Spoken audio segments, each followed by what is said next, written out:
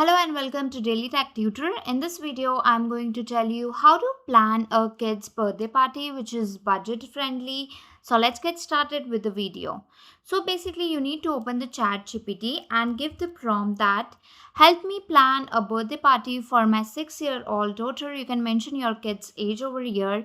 If you want any kind of particular theme, you can mention it here, or if you want theme ideas, you can also let know that you can mention. Also give me the theme ideas instead of this. Also give me the theme ideas.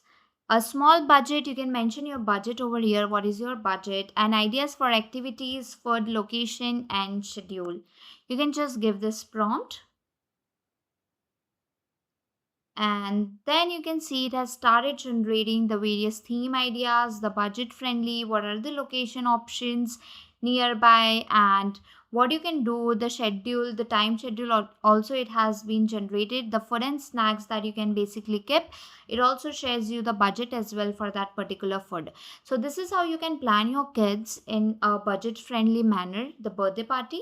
If the tutorial was helpful, please like and subscribe.